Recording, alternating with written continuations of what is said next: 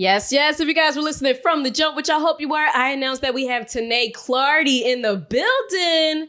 How are you? I'm very well. Grateful to be here. Of course. Thank you for being here. Of course. How was your weekend? My weekend was chaotic with work. Making that Lots money. of work, but I had off today, so I got some rest, got grounded, little yoga, Okay. meditation. Oh, so that means she ready for this interview, y'all. So you ready to get into it? Yes, absolutely. So first and foremost, what inspired you to begin your sobriety journey? I was not inspired. This was not planned. It was not. I had an experience where I had overdosed, and I was taken to the Episcopal down Lehigh in Philadelphia. Mm-hmm. And this guy had asked me if I wanted to go to rehab, and I was like, no. And he said, well, we have like food and it's a bed there. And I was like, I could use that. I could use that. So that's when I went to rehab. And I was distracted at first. For the first 2 weeks, I was watching Netflix. Because when you out in the streets and about, you're not thinking about Netflix or music on YouTube or none of that stuff. So they had that in the rehab, and I was distracted. But I had 2 therapists there. Not one, but I had 2. I needed 2. And I got centered with myself. I would ask for extra packages and stuff like that to get focused and really get to know myself was what my rehab process was more so like starting, Yep. But once I was in it, I was like, if I'm going to do it, I'm going to do it. I'm going to go all in. I'm not going to have to. Because in my addiction, I didn't have to do that. You know what I mean? Mm-hmm. So that same energy I had in my addiction, I try to input it into my recovery. Mm-hmm. So if you can go back to the beginning of it all, what do you think started the addiction for you? It's not really a start of anything. I have an addictive personality. Mm-hmm. I would say it started with Barbies. I would play Barbies till 8 a.m. with my childhood best friend. And then I started playing Call of Duty. And then I started smoking pot. And then women, men, bars, alcohol, and so forth. It went, a whole order of operation. Xanax, PCP, crack cocaine is where it stopped at for me. Mm-hmm. And that was a 5-year process of crack cocaine. I never even thought, as a child growing up, it's like crack is whack, We know better, However, once I put my hands on it, it sucked me, like just took me in. It was actually quite scary, to be honest. Mm-hmm. But coming out of it was a blessing, to be honest. Yes. It was, yeah. Now, what was life like for you before becoming sober? If you can remember, if you could walk us through a day in your life, what would that look like? That would look like waking up if I went to sleep.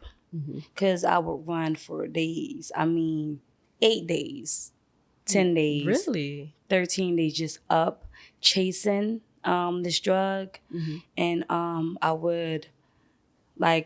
cycle. It was like a loop. If I was to sleep, I would wake up, I would get high, do what I have to do to get high, whether that's stealing or my body being used or however, Mm-hmm. Thank God I never got locked up. I never been to jail. I don't have any cases or anything. I'm so grateful for that.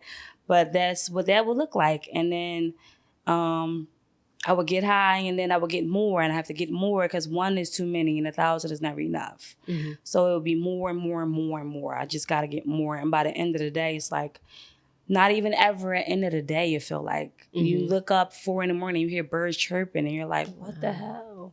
I didn't even go to sleep, So it was a never-ending cycle, I would say. Some days it didn't end, and when it did end, it's me passing out somewhere because I'm so exhausted, mentally, spiritually, emotionally, like just tired, and my body would just crash out. Wow. Yeah. It's like your body is like on autopilot in a way. Uh-huh. Wow. So how would you say your relationship shifted with friends and family after you became sober? Do you feel like some people left out of your life because you were no longer that Tane'e Clardy that some people may think, oh, she was the fun one or party girl? Or did people lean towards you more after you became sober? I would say I'm still working on family relationships some. Because it was times where I would attempt to get sober and like I wasn't ever serious, and I would get time. I would get maybe 3 months or 6 months, and they would be proud of me. But like it was like the boy that cried wolf. You know what I mean? That story where like I would do it and then I would go back out. So for me to have this amount of time, I think they're more open now. Definitely my siblings. I think my siblings are very proud of me. They just don't know how to express it. Yeah, how to express it. And they think that I can like be out and about. You know what I mean? There's certain stuff that I can be around, but not for multiple hours. Maybe I'll come stop by for an hour or two, but then I'm out. You know what I mean? Exactly. I have rebuilded bonds with my little sister, my mother, my stepfather, my biological father, and it's a process. It is. It's a program that I'm working. You know what I mean? And part of that program is making amends to the people that I hurt, that I caused harm to. Yeah. So that's all a part of the journey. Yeah, it is. Now, I want to speak more into what you just said about how the lifestyle for you basically changed when it comes to people inviting you to things or you going out. You can't be around the same things, or at least for a certain amount of hours. Right. How do you navigate around that? Like, how do you block out all of like drugs or alcohol or whatever it is around you that you obviously don't do anymore? How do you still try to be there for those people and like be present, but not indulge in it? Like, how do you navigate around it? So putting myself in that predicament, first I pray. That's the first thing I do is pray. And I make sure I have an exit strategy, whether that's an Uber, a friend coming to pick me up, a car, my own car, whatever. But I also, I play this tape forward in my brain where it looked like my last time getting high, right? And I remember how powerless I am and how defeated I have been to drugs and alcohol. How it has like literally beat me down, and I know I can't win that battle. That's not even like a battle for me. That's more so a spiritual battle. You know what I mean? I leave that to my higher power. You know, that's between the devil and my higher power. They have at it, you know? However, I just keep that in mind. My powerlessness and my unmanageability and acceptance is huge for me. Yes. I today accept that I have been defeated to drugs and alcohol. Now, if it's a girl on a block, I'm gonna go back and I'm gonna fight her each and every time. That's just how it go, right? But when it comes to this, I have the awareness and I have the experience of trying to go back out and beat it, and it gets me every time. It's undefeatable.